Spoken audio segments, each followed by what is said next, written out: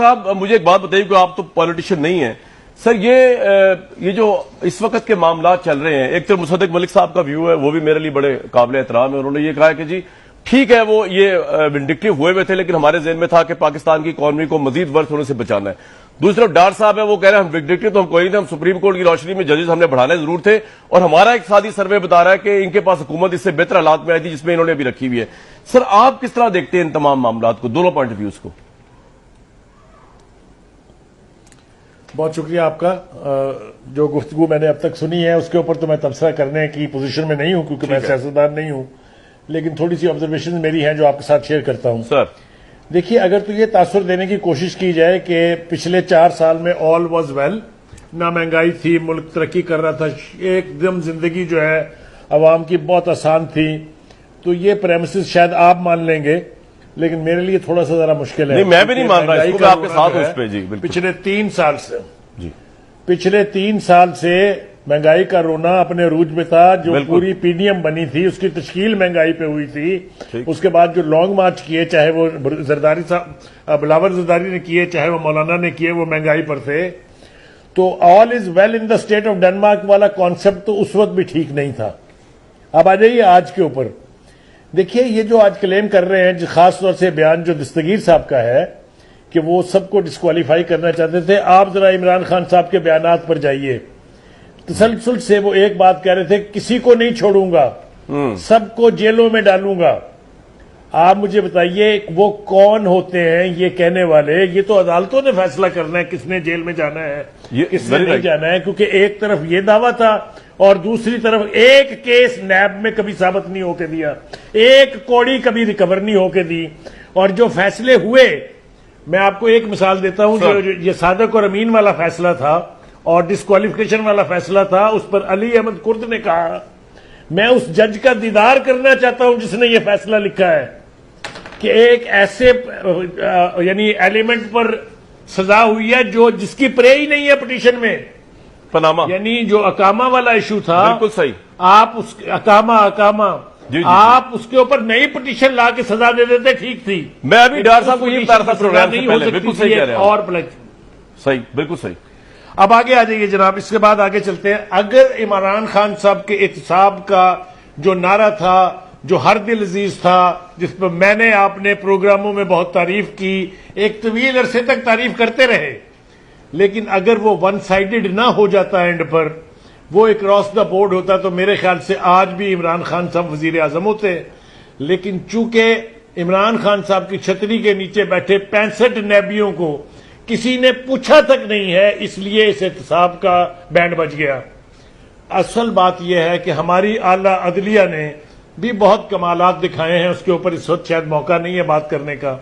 لیکن ایک نیب کا ذکر میں ضرور کرنا چاہتا ہوں کہ ایک ایسا ادارہ جس کو ایک فوجی ڈکٹیٹر نے سیاستدانوں کو فکس کرنے کے لیے بنایا، دونوں جماعتیں اس کے ساتھ لٹکی ہوئی ہیں آج تک. مجھے تو ان کی عقل کا ماتم کرنے کو دل P M L N Peoples Party P T I. جی پی ٹی آئی نے تو خیر یوٹیلائز بھی کیا فلی. جی بالکل ٹھیک ہے. اب بتائیں اس کے آگے میں کیا کہوں. اور بخاری صاحب مجھے ایک بات بتائیے کہ آپ کے نزدیک یہ جو سب کچھ ہوا ہے، چلے ایک اور ڈفرنٹ کوشچن ہے، یہ تو اس ملک میں ہوتا ہی ہے نا، جو عمران خان صاحب اتنا کانسپریسی کا شور انہوں نے مچا دیا اور بہت زیادہ اس کو اوپر تک لے گئے ہیں، یہ تو اس ملک میں ہوتا ہی ہے سر. نواز شریف 2/3 پرائم منسٹر آپ ابھی خود کہہ رہے ہیں، اور میں بھی ڈار اپنے بھائی میرے آئے ہوئے تھے، میرے آفس میں آج آئے ہوئے ہیں. میں کوئی یہ کہہ رہا تھا کہ یار یہ جو فیصلہ آیا تھا پاناما، اور اس میں پاناما کے میرٹ کے بجائے اقامہ پہ نکال دیا، تو یہ جوڈیشری کا ایک بدترین فیصلہ سمجھا جاتا ہے بہت سے لوگوں کے نزدیک. تو یہ تو پہلی دفعہ تو نہیں ہوا عمران خان کو بھی ہٹا دیا یا ہٹ گئے یا ووٹ آف نو کانفیڈنس ہو گیا. تو اتنا پرابلم کیا ہوا ہے سر؟ اب کی دفعہ کیا اتنا پرابلم ہوا ہے؟ اتنا شور مچا ہوا ہے سوشل میڈیا پہ بھی، اور عمران صاحب کی پارٹی بھی بڑی پرجوش ہے کہ جی ہٹا دیا اور بیرونی سازش. بخاری صاحب یہ تو ہوتا ہی ہے اس ملک میں. میں عرض کر دیتا ہوں، میں مختصراً عرض کر دیتا ہوں. ایک فیصلہ عدالت کا تھا، دوسرا فیصلہ پارلیمنٹ کا تھا. ہم نعرے مارتے نہیں تھکتے کہ پارلیمنٹ کو سپریم ہونا چاہیے. ٹھیک. اب وہ جو بیانیہ تھا وہ سازش والا، اس کے اوپر 2 نیشنل سیکورٹی کونسل کی کمیٹی کی میٹنگز ہوتی ہیں، ان کیمرہ ہوتی ہیں. اس کا جو اعلامیہ تھا وہ آپ نے بھی پڑھا، میں نے بھی پڑھا، سب کے سامنے ہے وہ. ٹھیک. اس کے بعد 3 مرتبہ D G I S I صاحب اپنے آئی ایس پی آر صاحب آتے ہیں اور وہ کہتے ہیں کہ کوئی کانسپریسی نام کی چیز نہیں تھی. फिर उसके बाद ये मामला पार्लियामेंट की कमेटी के पास चला जाता है, सिक्योरिटी कमेटी के पास, जी। वहां भी नतीजा यही निकलता है।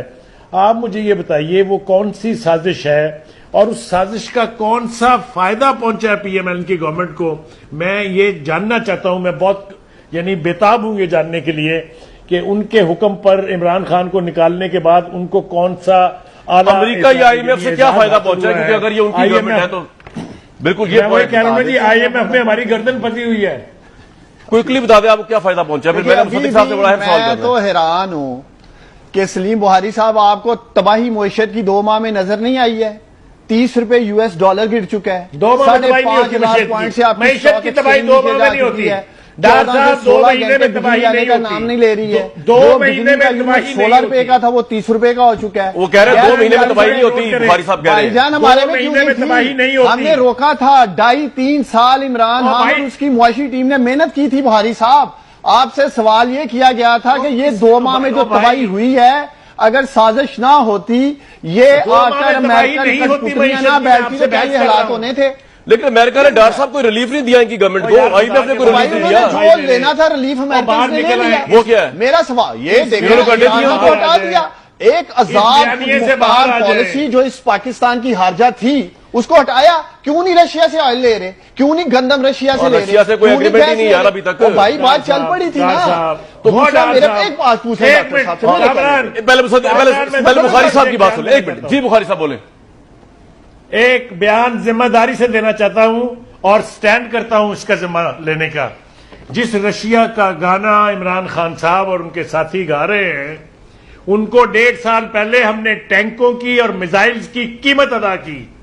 उन्होंने वो ये कह के नहीं दिए कि चूंकि हिंदुस्तान हमारा एलाई है इसलिए हम आपको ये चीजें नहीं दे सकते। Check it on the record. आप सुन ले, न्यूज़ दी है उन्होंने ये। रशियन एम्बेसडर का बयान भी सुन सर, वो कह रहे कोई एग्रीमेंट नहीं हुआ और हम हर गवर्नमेंट से करने को तैयार है। बातचीत हुई, लेटर आपको पब्लिक किया है, सारा कुछ हो डॉक्टर साहब बातचीत हुई थी ना, इमरान साहब कह रहे मुआहदा हो गया था।